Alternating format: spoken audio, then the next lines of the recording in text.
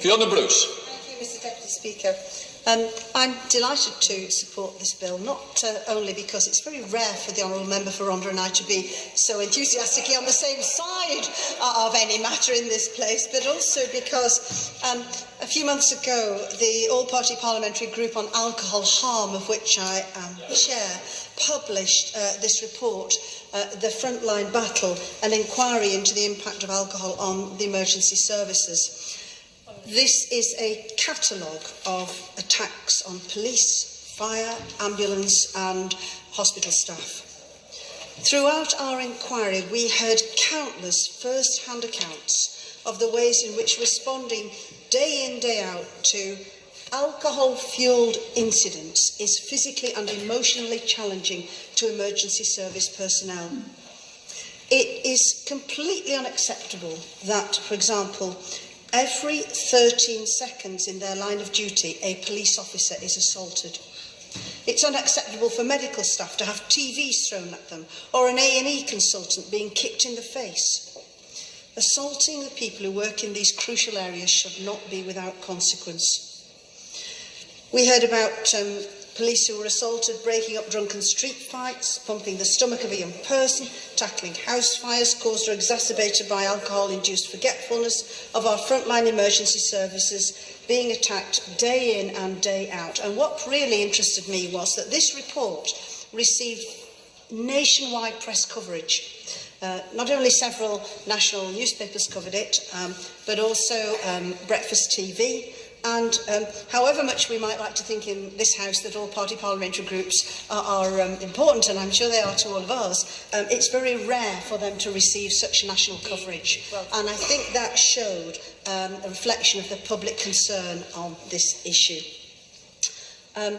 We also learnt how much the behaviour of attacks on emergency personnel, fuelled by people who've drunk excess alcohol, impact significantly on the morale, the health and well-being of those who are in our emergency services.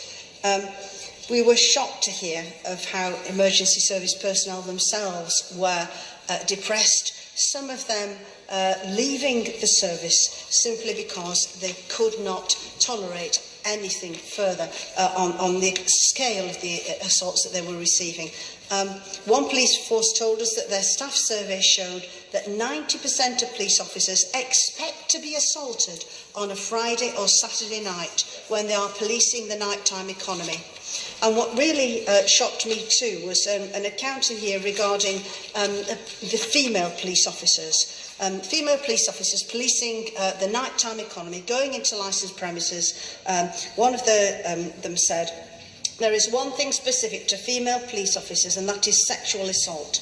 I can take my team through a licensed premise, and by the time I take them out the other end, they will have been felt up several times." That is completely unacceptable.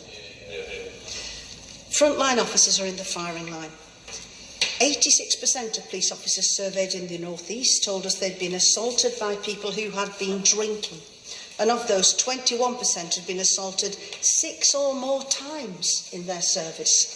Over 52% of the ambulance staff that we heard from had suffered sexual assaults or harassment whilst on duty. And one submission to our inquiry showed the devastating impact assaults can have. We were told assaults affect workers physically and mentally. Some frontline emergency staff have moved on to work in other fields. Others are forced into early retirement as a result of stress or medically discharged. A hospital trust recorded that in 1 year, just 3 of their patients were responsible for more than 100 assaults on staff each. This bill is needed to protect the protectors, but as I just described, making it an aggravated offence would stop patients like those 3 patients being able to assault time and time again over 100 staff members each in one hospital without facing a penalty for such behaviour.